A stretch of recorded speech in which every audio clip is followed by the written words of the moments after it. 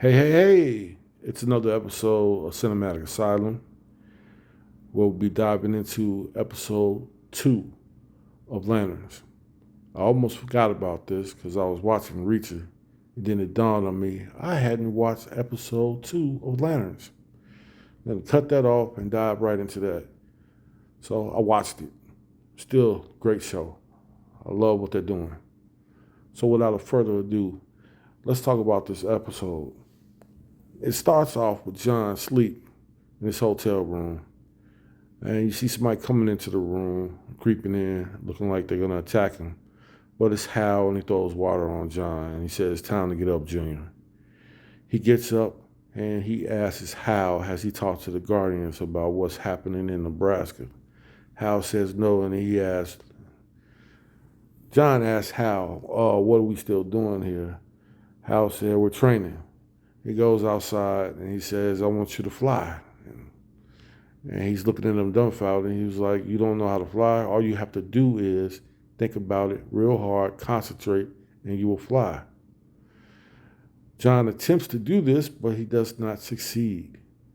All he comes up with is a bird from his subconscious. Hal said, what the hell is that? John really doesn't have an explanation. So Hal tells John he needs to get the lantern back because the ring is running on empty and it needs more energy. He says he's got an airplane ticket ready for him, all ready to go. John feels like Hal is just trying to push him out the way.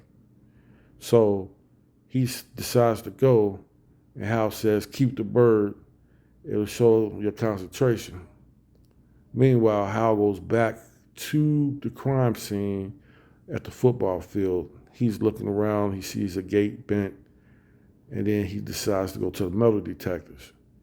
He notices that as he's walking past through with his belt buckle, that the metal detectors do not go off. So he decides to go to John's rental car and takes the bumper off and walks through the metal detector. At this point, that doesn't turn it on. So he goes and looks for the sheriff, apparently. He can't find her just driving, so he goes up into the sky. But the ring is running on low, so he doesn't have that much time. He drops back down, but he finds her at some kind of civic hall, and they're having a town meeting. Town people are there. He walks in, and he says, are you guys talking about me? Smiling, and then he walks and he goes and tries to take a seat. As he's taking a seat, his attorney, which is Macon's son, the guy who's at the ranch, and he tells him, hey, your assault charges have been dropped. Everything is clear. You can go back to Coastal City. And he says he appreciates that. And he's like, do you owe you anything? It's like it's on the house.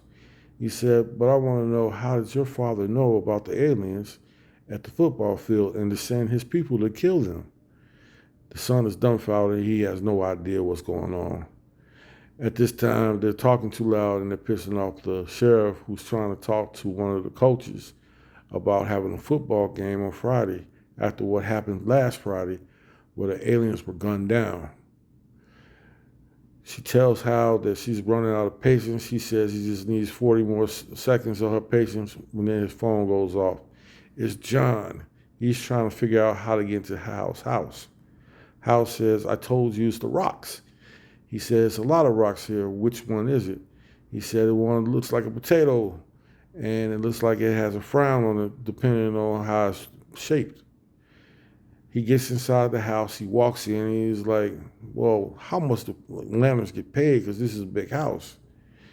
He said, we don't get paid that much, but I had a guy buy me this house because he felt emasculated when I saved his son.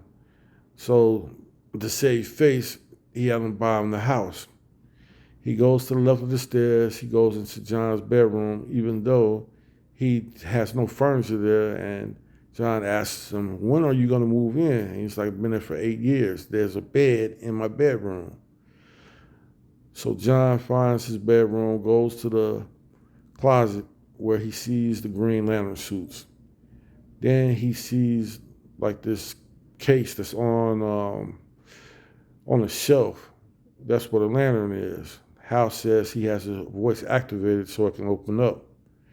It's actually a pocket universe that when you reach in it, similar to like Peacekeeper. His dad in that pocket universe, and he reaches down to look for that lantern, and he finally gets it. He's also got to feed Earl.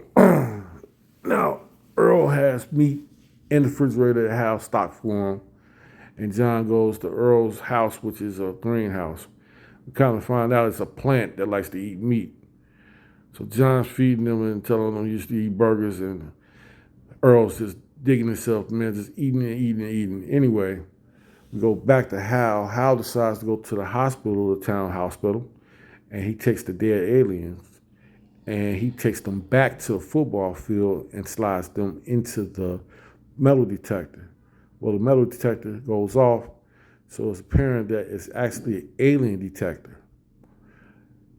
He takes the aliens back in the car, and he decides he's going to drive to Macon's house. But the sheriff stops him, and she tells him, where are you going? And he's saying he's going to Macon's house, and that's a bad idea, and he doesn't want to talk to him. And he says, you don't know what's going on. And I told you it was aliens. She was like, oh, so you found the alien detector. So in reality, she knew what was going on, but she just wanted to keep things in the wraps.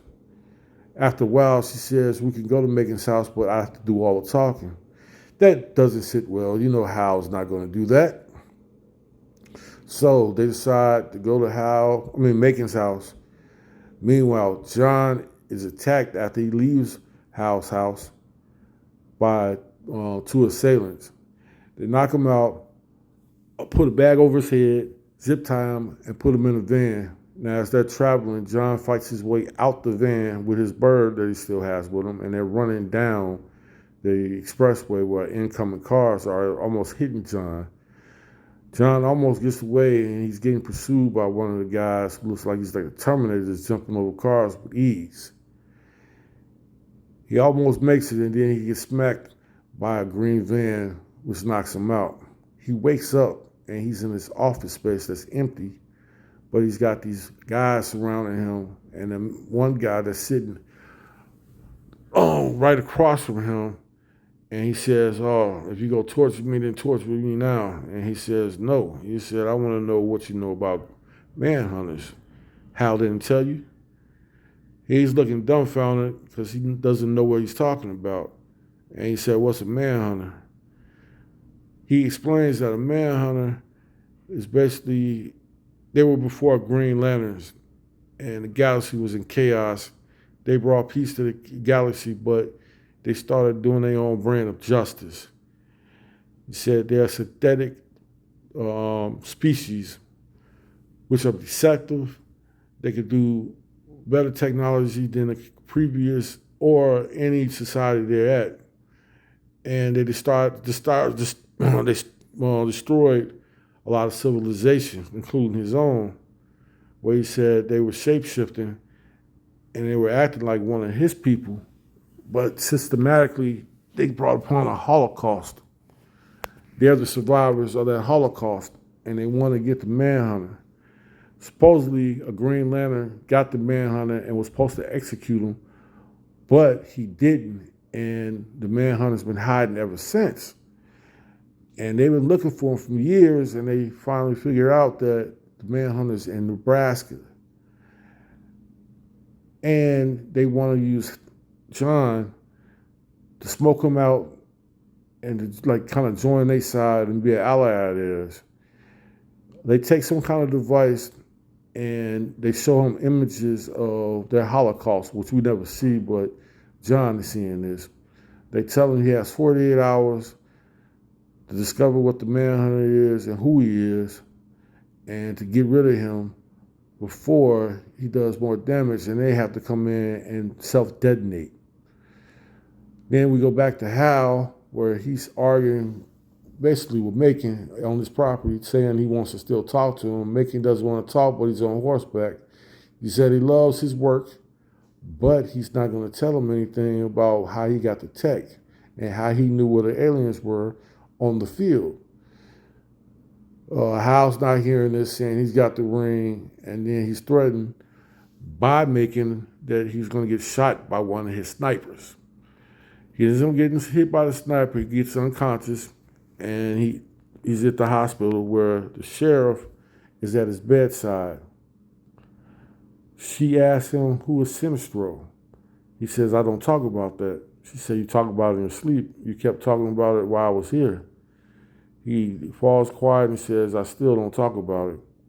She tells him that she has the information that he had stopped Sinistro from having a mutiny against the Green Lanterns.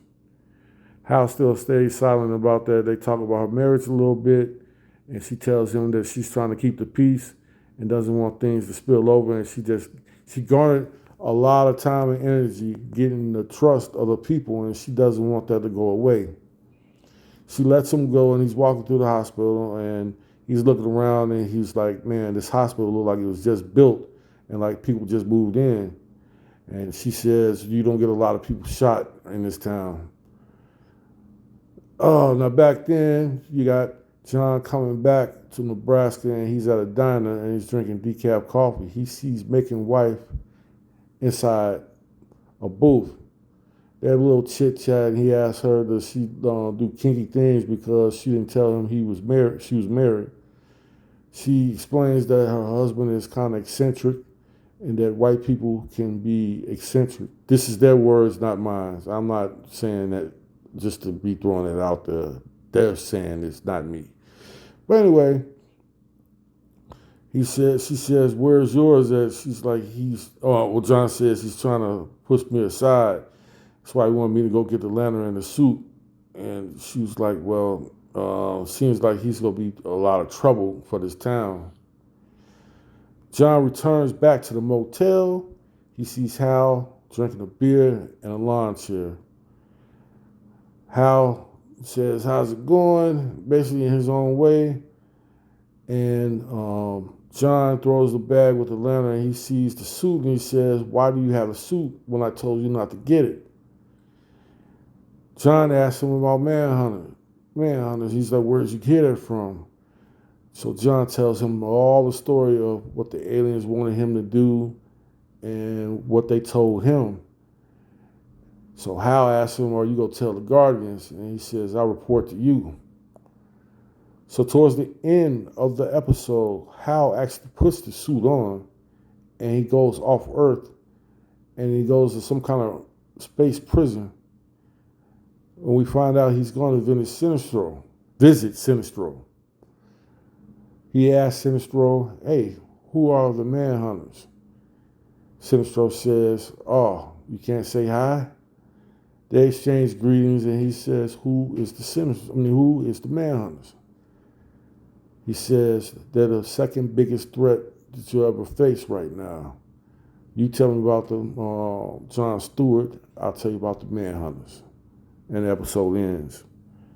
Like I said, great episode. They don't really get all into just superhero stuff. I mean, this is almost detective things, and the way this is unraveling, I really dig it.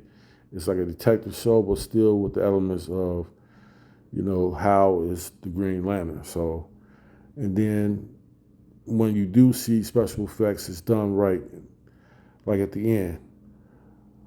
Next week, we go tune in, see episode 3. I hope they have this momentum keeping going, and I'm really digging the show, like I said. If you have any thoughts, questions, leave a comment. I'll get back to you. I'll appreciate. Thank you for tuning in. Keep tuning in. We'll have some good stuff coming, and everything will improve. I guarantee you that. Much love. Keep yourself safe. Keep yourself in good health. See you next week. Peace.